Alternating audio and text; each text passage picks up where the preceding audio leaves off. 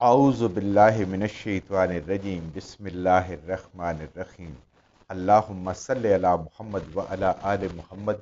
अल्लाह जल्ला शानू का बेहिसाब करम एहसान उस ज़ात का कि जिसने एक दफ़ा फिर कुरान मजीद समझने के लिए यहाँ पे हमें इकट्ठा कर दिया। आज हम इंशाअल्लाह 17वां पारा है सूरह अल हज की आयत नंबर 32 से अपना सबक शुरू करेंगे। सूरह अल हज आयत नंबर 32। आऊज़ु बिल्लाहि मिनश्शैतानिर्रजीम बिस्मिल्लाहिर्रहमानिर्रहीम ज़ालिका वमन युअज़्ज़िम शआइरल्लाहि फ़इन्नहा मिन तक़वल क़ुलूब। ज़ालिका, ये हुक्म इलाही है, ये मेरे रब का हुक्म है। मैं युअज़्ज़िम, जो कोई ताज़ीम करेगा, जो कोई अदब करेगा, जो भी इज़्ज़त करेगा, शआइरल्लाह, अल्लाह की अलामात का, यानी शायर अल्लाह उसको कहते हैं जो अल्लाह ने मुकर्रर की हैं, इंसानों की मुकर्रर की हुई नहीं है, जिनको देख के रब याद आ जाए, वो शायर अल्लाह होते हैं, वो शायर अल्लाह होते हैं। उन्होंने भी बनाए हुए थे अपनी तौर पे बुतों को मुख्तलिफ को, जैसे हल्लाम, हाम, साम, इस तरह की मुख्तलिफ चीज़ें थी उनकी, बुतों थे जिनके नाम का चढ़ावे चढ़ाते थे और कहते थे शायर अल्लाह थे। ये उनके बनाए हुए नहीं, शायर अल्लाह वो होते हैं जो मेरा रब बनाए। जैसे खाना काबा, बैतुल्ला शायर अल्लाह में से है। तो अल्लाह फरमाते हैं फ़इन्नहा, जो इनकी ताज़ीम करता है तो बस बेशक वो मिन तक़वल क़ुलूब, उसके दिल में तकवा है, उसके दिल में रब का खौफ, जो अल्लाह की शायर का की ताज़ीम करता है।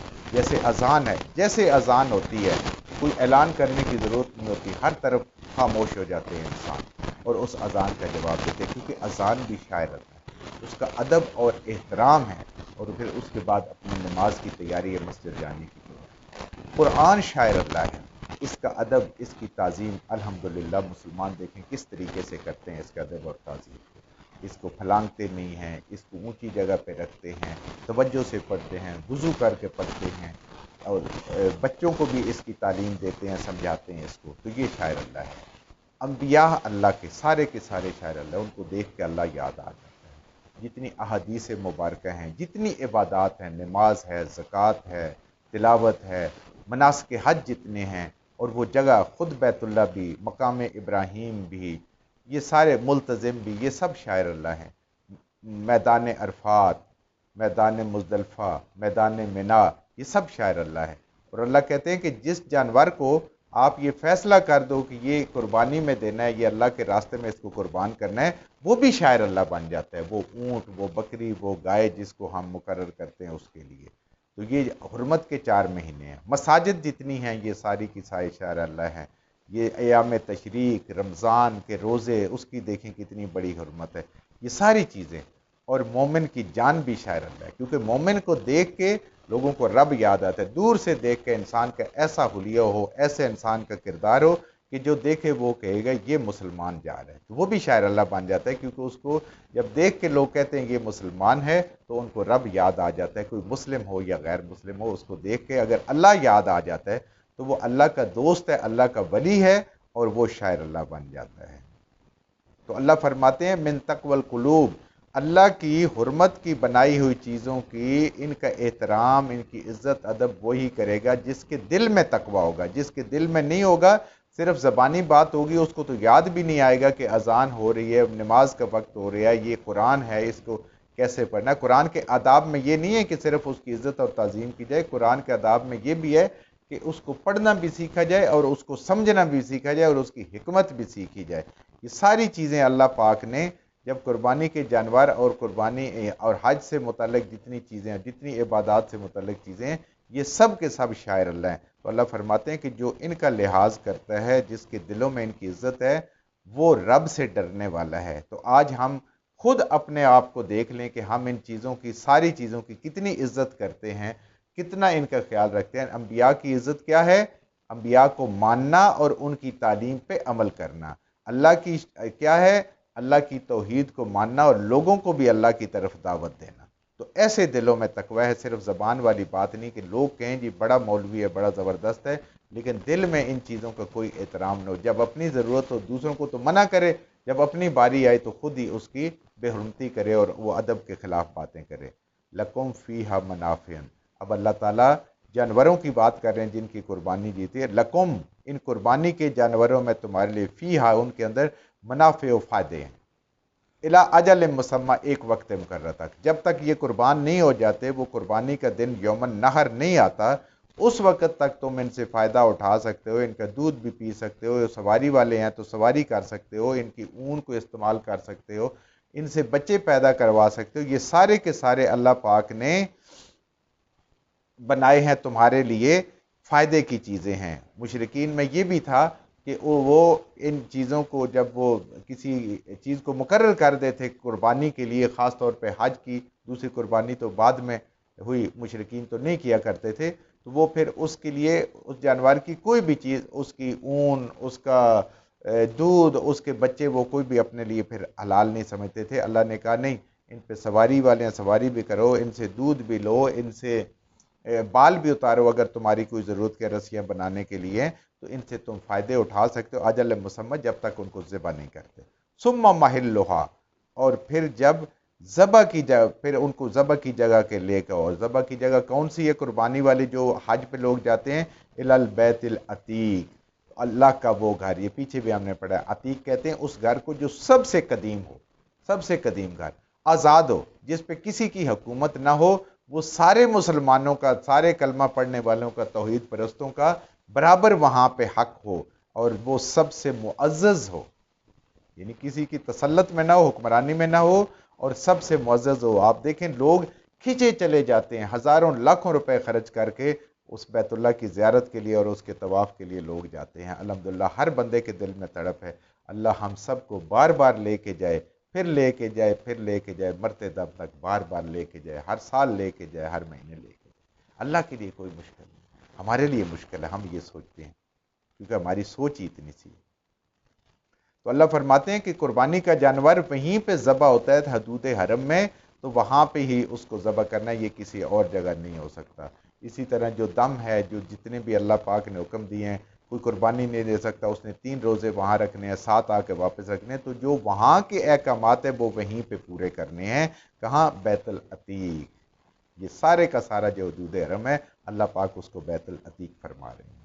وَلِكُلِّ أُمَّةٍ، اللہ فرماتے ہیں کہ ہر امت، جتنی امتیں پیچھے گزرے ہیں، جعلنا منسکن، ہم نے بنایا ان کے لیے عبادت کا طریقہ۔ تو یہاں منسک ہوتا ہے عبادت کرنا، اور اس کا طریقہ جیسے اللہ نے بتایا نبیوں کو، اور نبیوں نے لوگوں کو سکھایا۔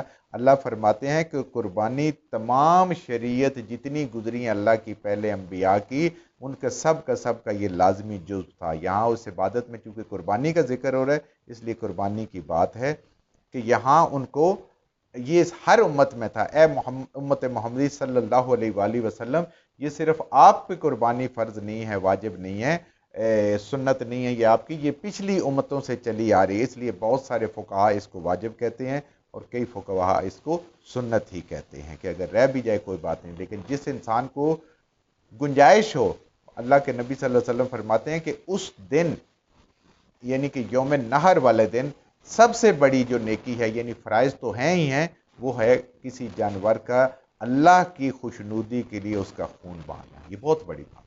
اور جو قربانی کے قابل ہو اور قربانی نہ کرے، اس کے پاس گنجائش ہو، اللہ کے نبی صلی اللہ علیہ وسلم فرماتے ہیں کہ وہ ہماری عیدگاہوں میں نہ، وہ عید بھی نہ پڑے۔ تو اس لیے اس کا بہت اہتمام کرنا چاہیے، اگر انسان کے بس میں ہو، میسر ہو، اللہ نے اتنی وسعت اس کو عطا فرمائی ہو۔ تو اللہ فرماتے ہیں کہ یہ پہلے بھی امتوں میں رہی ہیں، اور آپ پر بھی فضل پر بھی ایسے ہی ہے، کیونکہ یہ کیا ہے؟ لِيَذْكُرُ اسْمَ اللَّهِ، اللہ کا اس کے اوپر نام لو ذبح کے وقت۔ ہر حلال چیز جب ذبح کرو، قربانی ہو یا ویسے ہو، پہلی امتیں بھی اللہ کا نام لے کے ذبح کرتی تھیں، اور یہ شاعر اللہ تھے، اور اس امت میں بھی اللہ کا نام لینا ہے۔ یعنی یہ علامت ہے انسان کی کہ انسان کے لیے وہ اللہ کو بتاتا ہے کہ اے میرے رب، یہ تیرا دیا ہوا مال تھا، ہم تیرے راستے میں قربان کر رہے ہیں، یہ تیری دی ہوئی چیز تھی، ہمارا اس میں کچھ نہیں تھا، تیرے راستے میں قربان کر رہے ہیں۔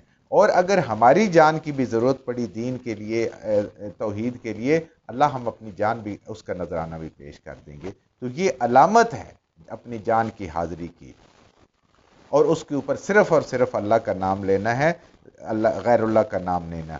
اللہ ما رزقکم، جو اللہ نے تمہیں رزق دیا ہے، اللہ نے جو تمہیں رزق عطا فرمایا ہے من بہیمت الانعام، ان چوپایوں کی صورت میں، ہر اللہ کی نعمت، ہر صلاحیت، ہر مال، بھیڑ بکریاں، مال، صرف دسترخوان نہیں جس کو عام طور پہ کہتے ہیں، یہ سب کے سب اللہ کے رزق ہے۔ اور یہاں اللہ فرماتے ہیں کہ جو رزق اور جو نعمتیں ہم نے تمہیں عطا کی ہیں ان میں سے جانوروں کے اللہ کے راستے میں قربان کرو۔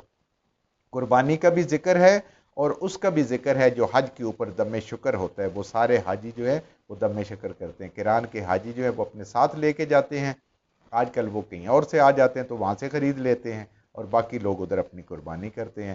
اور جو حج افراد والے ہوتے ہیں، جو مقامی لوگ ہوتے ہیں، وہ حج کرنے کے بعد قربانی اپنے گھروں میں جا کے کرتے ہیں وہیں پہ، کیونکہ وہ مقامی لوگ ہوتے ہیں۔ فَإِلَٰهُكُمْ إِلَٰهٌ واحد، تمہارا اللہ ایک ہے، اس کی ذات صفات ربوبیت الوہیت میں کوئی شریک نہیں ہے، وہ واحد ہے، وہ یکتا ہے، وہ اکیلا ہے۔ فَلَهُ أَسْلِمُوا، تو بس اسی کے سامنے سر تسلیم خم کر دیں۔ وہ تمہاری قسمت کا بھی مالک ہے، پوری کائنات کا بھی مالک ہے، تمہارا خالق بھی ہے، مدبر بھی ہے۔ تمہیں جو کچھ عطا ہو رہا ہے، یہ دنیا میں جو نعمتیں ملی ہوئی ہیں اس رب کی دی ہوئی ہیں، تو اسی کے سامنے سر تسلیم خم کرو، اس کے مطیع ہو جاؤ۔ وَبَشِّرِ الْمُخْبِتِينَ، اور اللہ تعالیٰ کی طرف سے کامیابی کی خوشخبری ہے ان لوگوں کے لیے جو نرم مزاج ہیں، جن کے دل اللہ کے خوف سے کانپتے ہیں، جو عاجز لوگ ہیں، جن کے اندر، کیا فرماتے نبی کریم صلی اللہ علیہ وسلم کہ وہ بندہ مخبتین ہوتا ہے کہ جس کے اندر تکبر کی ذرا برابر بھی نہیں ہوتا، تکبر کو چھوڑ کر وہ رب کے لیے عاجزی اختیار کرتا ہے، وہ اللہ کی بندگی اور غلامی کو اپنے لیے باعث فخر سمجھتا ہے، اس کے اوپر مطمئن ہوتا ہے، اور وہ اللہ کے ہر فیصلوں پہ راضی برضا ہوتا ہے اور ہر صورت میں اللہ کا شکر ادا کرتا ہے۔ یہ لوگ ہوتے ہیں مخبتین۔ نبی کریم صلی اللہ علیہ وآلہ وسلم سے صحابہ نے پوچھا کہ اے اللہ کے نبی صلی اللہ علیہ وسلم، اس قربانی کرنے سے ہمیں کیا ملتا ہے؟ آپ صلی اللہ علیہ وآلہ وسلم نے فرمایا کہ یہ سنت ابراہیمی ہے، میں بھی اس سنت پہ عمل کرتا ہوں، یہ میری بھی سنت ہے، اور جو کچھ ملتا ہے ہر بال کے بدلے میں، ہر روئے کے بدلے میں، گوشت اور ہڈی کے بدلے میں اللہ پاک ایک ایک نیکی عطا فرماتے ہیں، برابر ان کے ثواب ملتا ہے۔ ان کا اے اللہ کے رسول صلی اللہ علیہ وسلم، اونٹ پہ تو اتنے زیادہ بال ہوتے ہیں، تو ان میں اللہ کے نبی صلی اللہ علیہ وسلم نے فرمایا کہ اس کے برابر بھی سب انسانوں کو ملتے ہیں۔ یہ ایسا نہیں ہے کہ کوئی کہہ دے ہم ان پیسوں کا صدقہ کر دیں تو وہ قربانی کے برابر ہو جائے گا، وہ صدقہ تو اتنا ہی ہوگا جتنا ایک ایسا آج کل 25-30 ہزار میں ہوتا ہے، لیکن اس کے اوپر کتنے بال ہیں اور اس کی کتنے اعضاء ہیں اور کتنے کھر تک بھی جو ہے اس کا قیامت والے دن وزن ہوگا اور وہ نیکیوں میں تولا جائے گا۔ تو اس لیے بہت بڑی نیکی ہے اللہ کے راستے میں ان مویشیوں کو قربان کرنا۔ یہ انسان اپنی نیتوں کو قربان کرتا ہے، تکبر کو چھوڑتا ہے، عاجزی اختیار کرتا ہے۔ یہ قربانی انسان کے نفس کی قربانی ہے، اور یہ اس چیز کا ایک عملی ثبوت ہے کہ یا اللہ جو کچھ دیا ہوا ہے تیرے ذات نے دیا ہوا ہے، ہمارا کچھ بھی نہیں ہے، اور یہ لیتے تھے راستے پہ یہ قربان۔ اس لیے خوبصورت، بہترین، اچھا جانور ہونا چاہیے، اور اس کے اندر کوئی تکبر اور غرور اور انا والی بات نہیں ہونی چاہیے کہ لوگوں کے سامنے دکھلاوا بن جائے، ریاکاری بن جائے۔ ریاکاری تو خود شرک ہے اپنے طور پر۔ جو کچھ ہم نے صحیح صحیح پڑھا اللہ ہمارے ذہنوں میں، دلوں میں بٹھا دے، جہاں جہاں پڑھتے ہوئے بولتے ہیں ہم سے غلطیوں ہوگی اللہ ہمیں معاف فرما دے، اور ان غلط باتوں کو ہمارے ذہنوں سے، دلوں سے اللہ کی ذات